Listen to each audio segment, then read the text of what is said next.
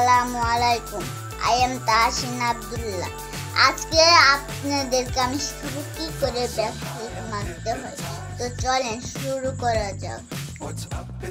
প্রথমে আমাদেরকে শুয়ে থেকে হাত এবং পায়ের ভর দিয়ে মাজাটা উপরে নিয়ে আসতে হবে আর 10 পর্যন্ত গুনতে হবে।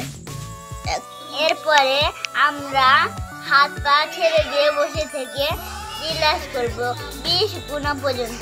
1 2 3 4 5 এরকম করে আমরা 20 গুণা পর্যন্ত রিল্যাক্স করব। এই প্র্যাকটিসটি আপনাদের বাবার সাথে আপনারা বাড়িতে করেন।